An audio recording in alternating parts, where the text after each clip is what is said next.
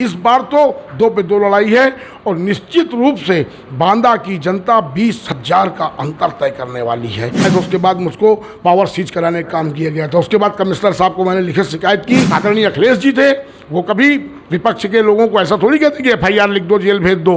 आदरणीय योगी जी आ रहे हैं, न्याय की राह पर चलने के लिए DM और SP को बोल के जाएंगे। काम इस बार पहले दिन शपथ ग्रहण के बाद से ही चालू हो जाएगा। बुंदेलखंड न्यूज़ में आपका स्वागत है। नमस्कार, मैं हूं सचिन चतुर्वेदी और बांदा नगर पालिका का चुनाव अपने चरम पर है। आज अंतिम दिन है, 9 मई है और 11 मई को यहां पर वोटिंग होनी है। 13 तारीख को रिज़ल्ट निकलेगा और हमने सभी प्रत्याशियों के इंटरव्यू लिए, आपने देखा, आपका प्यार भी मिला। आज हम मोहन साहू जी के घर पर हैं, जो अभी तक बांदा नगर पालिका के चेयरमैन थे अभी तक, और अब इस बार समाजवादी पार्टी ने महिला सीट होने के बाद उनकी पत्नी को टिकट दिया है।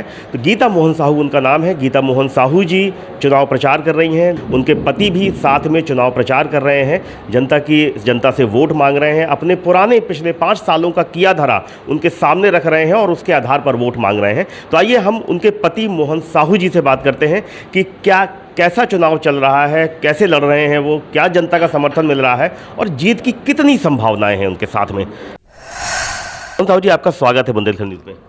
नमस्कार। हम थोड़ा सा जानना चाहते हैं कि अब आपका ये दूसरा कार्यकाल के लिए आप लड़ाई लड़ रहे हैं, आपको कितना आसान लग रहा है कि आपकी जीत इस बार फिर से सुनिश्चित लग रही है, ऐसा कुछ लग रहा है? देखिए, ऐसा है, जिस प्रकार से बांदा की जनता ने एकजुट होकर के ईमानदारी के साथ मुझको 23,000 वोट लगभग दे करके नगर पालिका का अध्यक्ष बनाया था, उनकी आशाओं पर खरा उतरने के लिए मैं सुबह 6 बजे से अपने घर से निकलता था। ये आप लोगों ने भी देखा होगा। जिस समय शहर में कोविड आया, उस समय कोई एक नेता घर से नहीं निकलता था। मोहन साहू उस समय अपने घर से प्रतिदिन 300 पैकेट तैयार करता था, जिसमें 5 किलो आटा, 2.5 किलो चावल और 2 किलो आलू होते थे। मेरा लक्ष्य था कि घर कोई भी गरीब आदमी भूखा न रह जाए। इस महामारी ने पूरे देश को जिस तरह से परेशान किया, मेरे शहर के लोगों ने जो मुझे प्यार दिया था, उस प्यार के बदले मुझे ईमानदारी से उनकी देखरेख करना मेरा कर्तव्य था। और मैंने अपने एक वार्ड मेंबर को अपने वार्डों में लगा रखा था कि किसी घर में आटा चावल न हो, उसको मुझे तुरंत सूचित करे। मेरे लड़के स्कूटी से वहाँ देने जाते थे।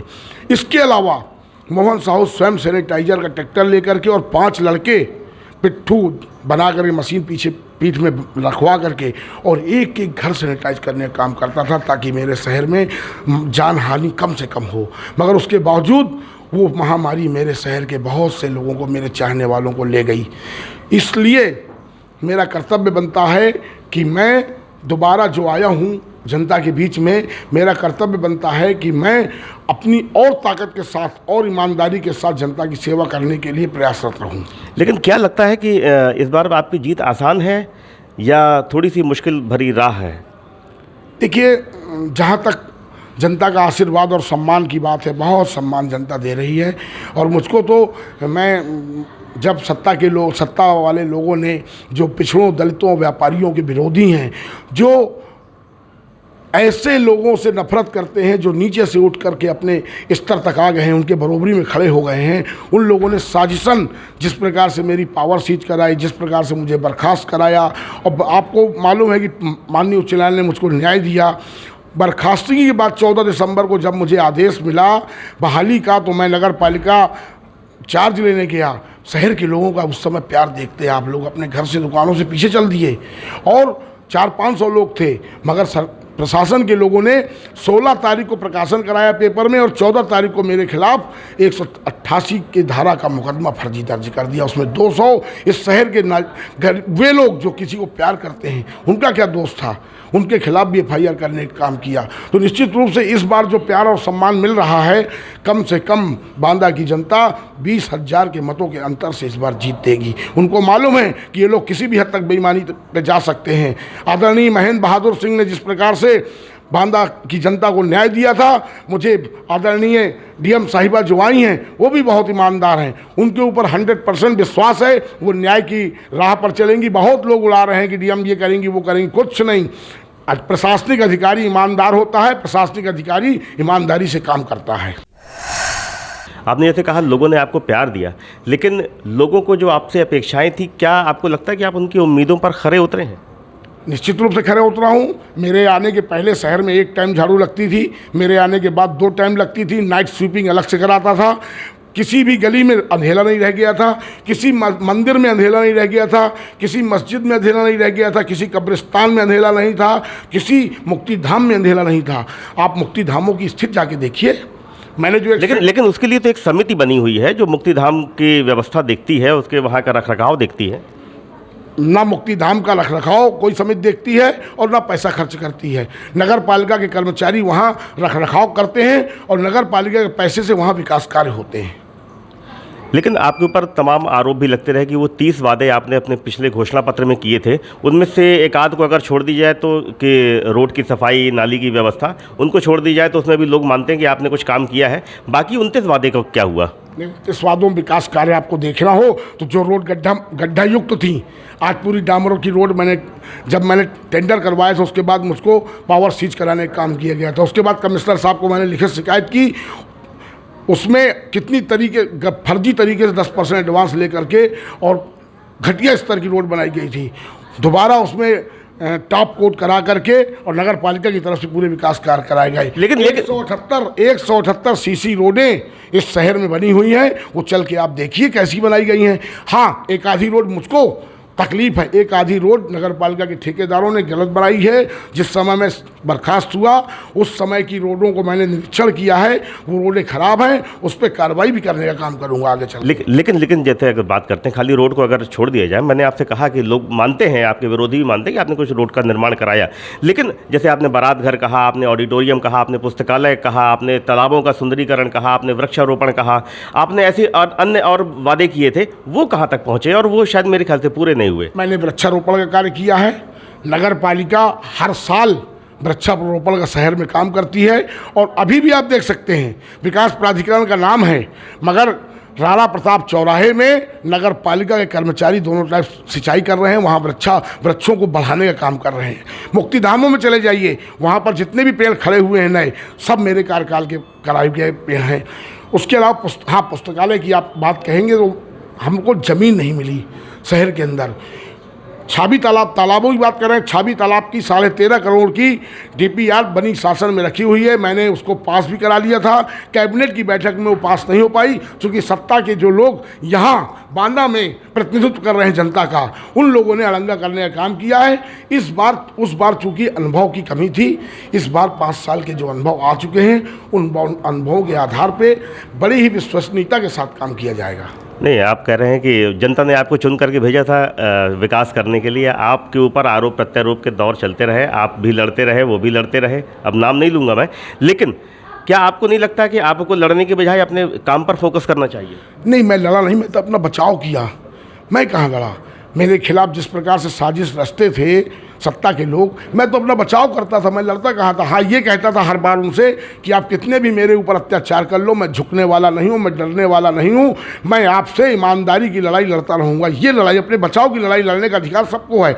बाबा साहब भीमराव अम्बेडकर ने अधिकार दिया हमको बचाव की लड़ने की लड़ाई लड़ने के लिए, और उसी पर हमको माननीय उच्च न्यायालय ने 2 बार जिताया और तीसरी बार माननीय उच्च न्यायालय ने प्रमुख सचिव तक को नोटिस किया। ये भी आपको मैंने कॉपी भेजी थी, आप पढ़िएगा। माननीय उच्च न्यायालय ने आदरणीय प्रमुख सचिव को भी एक नोटिस भेजी, क्यों ना आपके खिलाफ कार्रवाई की जाए, आपने माननीय उच्च न्यायालय के आदेशों का पालन नहीं किया है। तो मेरे साथ तो अत्याचार हुआ है, उस अत्याचार को बचने का भी मैं काम नहीं करूंगा, ये तो मैं बांदा की जनता के लिए करूंगा। और जहां तक बात है विकास कार्य की, विकास कार्य यही होते हैं, रोडें अच्छी हों, गलियां अच्छी हों, साफ सफाई अच्छी हो, रोशनी अच्छी हो। अभी कुछ काम ऐसे थे जो पावर सीजिंग से लेकर बर्खास्तगी तक होने थे। कई चौराहों का नामकरण होना था, कई चौराहों का सुंदरीकरण होना था, वो काम इस बार पहले दिन शपथ ग्रहण के बाद से ही चालू हो जाएगा। तो आप मानते हैं कि इस बार आपको अनुभव अच्छा खासा मिल चुका है, 5 साल का अनुभव, इस बार आप पहले दिन से ही काम करना शुरू कर देंगे। क्या अनुभव की अगर बात हुई है तो क्या अनुभव के बारे में एक सवाल आपसे पूछना चाहता हूँ, क्या ये अनुभव की ही कमी थी कि आपने एक दिन का चेयरमैन किसी व्यक्ति को बनाया था और उसने काफ़ी कुछ गड़बड़ कर दी और इससे आपका नाम खराब हुआ? गड़बड़ तो नहीं कर पाए वो। मैंने एक चेयरमैन नहीं बनाया था उनको एक दिन का। उन्होंने मेरे ऊपर भ्रष्टाचार के जो आरोप लगाए थे, उस भ्रष्टाचार के आरोपों की देख रेख करने के लिए बांदा में आप लोगों ने देखा होगा, एक दिन का डीएम बना दिया गया, एक दिन का कप्तान बना दिया गया। वो नहीं, लेकिन वो प्रशासनिक ताकत नहीं दी जाती। वो किसी का ट्रांसफ़र नहीं कर सकते, वो किसी को सस्पेंड नहीं कर सकते, वो केवल जनता की सेवा कर सकते हैं, ठीक है ना। इसी प्रकार मैंने वहाँ पर भ्रष्टाचार के जो आरोप लगे थे उस पर निगरानी करने के लिए सारे 31 सभासदों को कहा था कि नेतृत्व में, अनवर अली के नेतृत्व में सारे 31 सभासद दिन भर मेरे भ्रष्टाचार की फाइलें जांच लें और बाबुओं को, अधिकारियों को साथ में लेकर जांच लें। आरोप लगता रहता है जिनके बारे में और विरोधी आपके ऊपर हमलावर रहते हैं। कुल मिला के आज आपकी रैली निकल रही है, आज चुनाव प्रचार का अंतिम दिन है, आज योगी जी भी आ रहे हैं। क्या आपको लगता है कि कुछ चुनाव पलट सकते हैं योगी जी? देखिए, माना मैंने कि भारतीय जनता पार्टी से मुख्यमंत्री हैं योगी जी, मगर जो मुख्यमंत्री बन जाता है वो पूरे प्रदेश का मुख्यमंत्री होता है। मेरा सोचना ये है। तो मैं यही मानूंगा कि आदरणीय योगी जी आ रहे हैं, न्याय की राह पर चलने के लिए डीएम और एसपी को बोल के जाएंगे कि जो सही हो वही करना, गलत नहीं करना। मेरा विश्वास ये है और मैं जिस राह पे चलता हूँ मैं दूसरे को उसी राह पर देखता हूँ। लेकिन वो तो आ रहे हैं अपने भाजपा प्रत्याशी को ही जिताने की अपील करने के लिए। अपील करने के लिए आ रहे हैं, वो उनका कर्तव्य है। वो उनका कर्तव्य है कि वे अपनी पार्टी के प्रत्याशी को जिताने की अपील करें। मगर लोग बांदा शहर में अफवाह फैलाए हुए हैं कि योगी जी आ रहे हैं तो प्रशासनिक अमला ये करेगा वो करेगा। मुझे विश्वास नहीं है। मुझे विश्वास है हमारे देश और प्रदेश में जो भी किसी भी दल से बने, आदरणीय अखिलेश जी थे, वो कभी विपक्ष के लोगों को ऐसा थोड़ी कहते कि FIR लिख दो, जेल भेज दो। तो मेरा मानना यही है कि जैसा अखिलेश जी करते थे वैसा योगी जी करेंगे। मेरे साथ कोई अन्याय करने के लिए वो प्रशासनिक अमला को दबाव नहीं डालेंगे। अच्छा, एक चीज़ और है कि आपकी पत्नी को टिकट मिला है चुनाव का, अध्यक्षी का, तो मतलब लोग जानना चाहते हैं कि क्या ऐसा तो नहीं होगा कि आपकी पत्नी की बजाय आप ही वो नगर पालिका देखेंगे, चेयरमैन ही करेंगे? चुनाव एक लड़ चुकी हैं, निर्दलीय स्कूटर से चुनाव चिन्ह लड़ा था उन्होंने। 6,759 वोट वो निर्दलीय पाई थी। उस समय यही मालती जी 5400 वोट पाई थी। जब बसपा का समर्थन था इनको, उस समय हम 1300-1400 वोटों से इनसे जीते थे। जब हम निर्दलीय थे, ये बसपा के समर्थन में थे। और इस बार तो 2 पे 2 लड़ाई है और निश्चित रूप से बांदा की जनता 20,000 का अंतर तय करने वाली है, इससे कम नहीं करेगी। चलिए, बहुत बहुत शुक्रिया और शुभकामनाएं आपको मोहन साहू जी। हम चाहते हैं कि आप विकास की नई इबारत लिखें। तो ये थे मोहन साहू जी। इनकी पत्नी गीता मोहन साहू चुनाव प्रचार कर रही हैं। आज चुनाव प्रचार का अंतिम दिन है। वही समाजवादी पार्टी के अधिकृत प्रत्याशी हैं, चुनाव लड़ रही हैं। पति पत्नी दोनों प्रचार में जा रहे हैं, रात दिन मेहनत कर रहे हैं। अब देखिए 11 तारीख को यहाँ पर वोटिंग होनी है, 11 मई को, और 13 को रिजल्ट आएगा। रिजल्ट में बांदा की जनता किसके सर पर ताज रखती है, ये देखना दिलचस्प होगा। तब तक बने रहिए बुंदेलखंड न्यूज़ के साथ। धन्यवाद।